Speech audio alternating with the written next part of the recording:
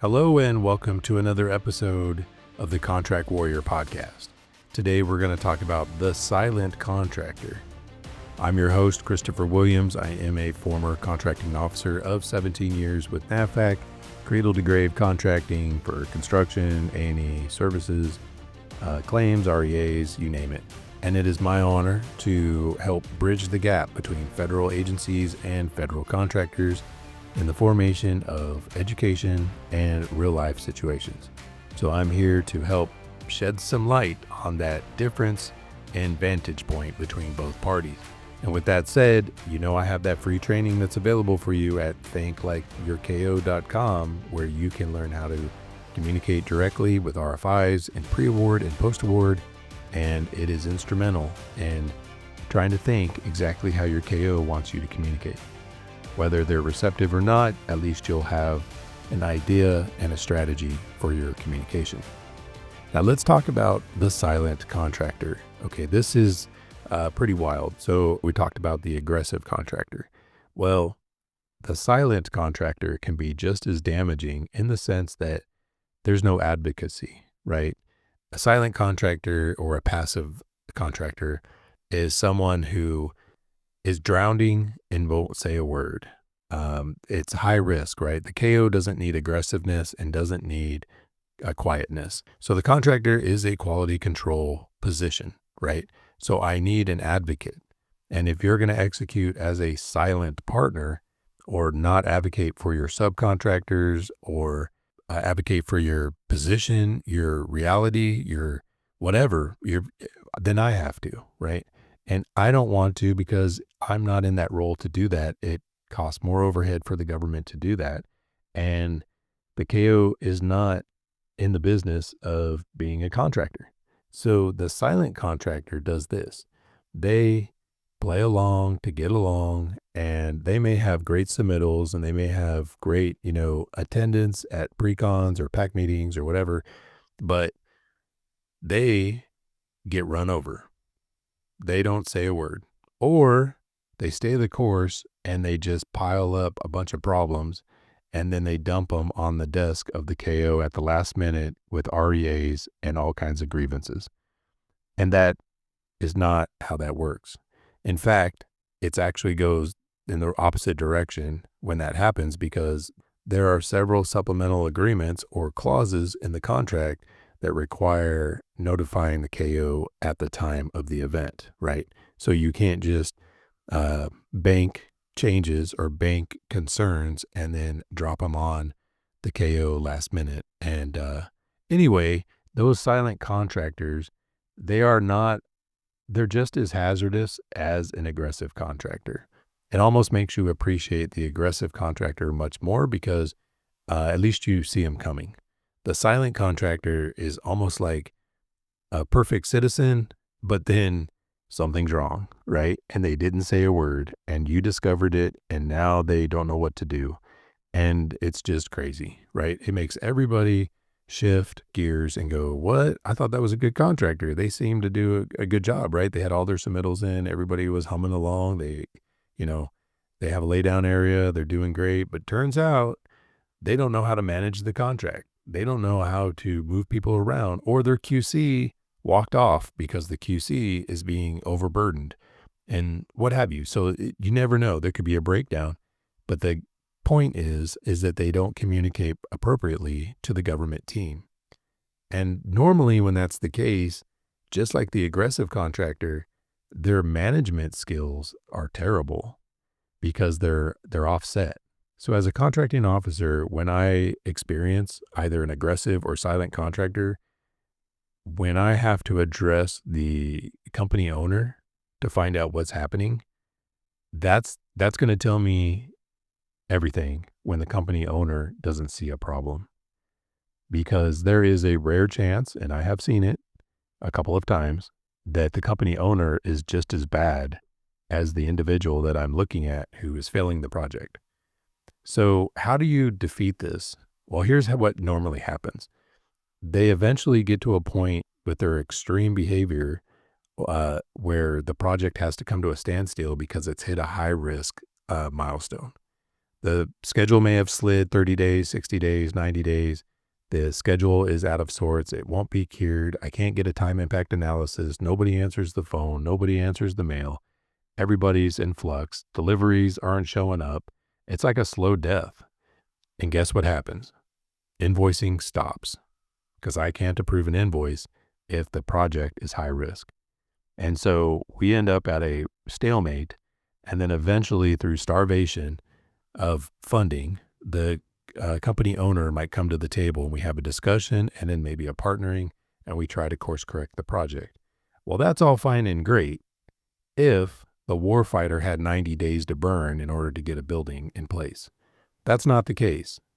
The mission is to complete the facility. You're working for the Department of Defense or Department of War, whatever you want to say, and you have a DoD contract, and it's your obligation to get in and get out and execute, not to sit around and wait and delay. And that's an unfortunate outcome, and that's a problem. So there's really no other fast way unless the KO captures it earlier on, like in 30 days. But it's usually the invoicing part that will get the attention of every organization that is hard-headed about the reality of what's happening on their contract. So that's not the first thing the KO goes for, but that is most definitely a byproduct of what happens, right? You can't just pay invoices and the project's upside down. So with that said, the silent contractor is just as damaging as the aggressive contractor, or the overpromising contractor, or the professional partner, right? There's all these extremes that can hinder execution. And basically, quality control is on the contractor. So the contractor has a very, very important role in the execution of the contract. And so when those roles have to be switched over and the KO sees that there's a quality control concern, I need to put the brakes on. And that's essentially what's going to happen. So can you course correct? For sure. If for some reason this becomes a contract that you have as a company owner, you can absolutely change out your project manager or whoever it is that is becoming the hindrance in your execution. So you can't recover if it's part of your hiring practice. If you as a company owner you perform like this, and so you hire people like this, then you're not gonna recover because you can't see it. You just can't see it. And ultimately what happens is we argue over something that is actually part of the contract that you are hell-bent that it's not, and we end up in an REA and a claim. That's normally what happens. So it's very rare, but it does happen. So let's get rid of the rare part. Let's look at commonality.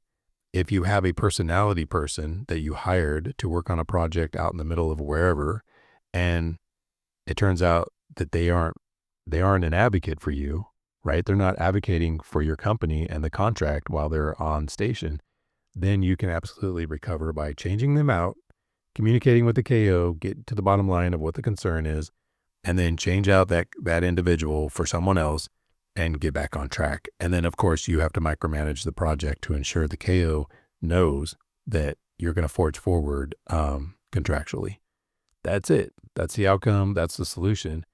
There shouldn't be, from a contracting officer standpoint, there shouldn't be one company owner that is unaware of their schedules across all committed contracts, right? So if a company owner has 200 projects throughout the United States and U.S. territories, they should know which schedules are sliding. They should have an idea of all their numbers and all the details. And you might think, well, that's crazy, Chris. Call me crazy, don't care. As a KO, that's absolutely expected. There's not one company owner that can look me in the face in the capacity of being a contracting officer and tell me they had no idea that their schedule slid. That's their responsibility. It's their signature on the contract. It's their accountability. So look at the contract, you see the signature, that individual should know what the schedule looks like. That's it. Slam dunk. You can't break the rules. That's the rule, right? It's not my fault that the CEO is not paying attention to a contract wherever it is. That's the contractor. That's the contractor's responsibility. And so, unfortunately, it's payments that cause the CEO to come to the surface and try to get to the bottom of it. And that's a different discussion of what happens afterwards. But in the end, yes, it's somewhat recoverable, hopefully sooner than later. But I've also seen where this is so bad, it becomes 6 months to a year's worth of delay. And it's just a mess. It's just a mess. So it is recoverable though, and just keep an eye out for it as a federal contractor and make sure that your schedule is locked in and that you can actually have a conversation with the KO about the schedule. So when the ground team has a disruption, whether there's a personality problem or whatever, at least the CEO and the KO can have a discussion about the schedule. That is the takeaway. That is the success, right? The KO is looking for risk. If the contract is getting riskier, the KO is going to try to put the brakes on it. And those brakes are normally in the formation of invoicing. Hopefully they can do it in another way, like with a letter of concern and so forth. But if they have to, they'll do it in the formation of retaining invoices. All right, I know that wasn't positive, but that's the reality. You got to make sure that you don't have an aggressive or a silent contractor, anybody on your staff that is that way who can affect the contract like that. On top of that, of course, if you can't, if you're looking to communicate better with your KO, head over to thinklikeyourko.com, get that free training. If you have some particular feedback on this episode and you want to let me know I'm doing a good job or a really bad job, head over to contractorko.com. Give me your feedback. I look forward to it. And we'll see you on the next episode.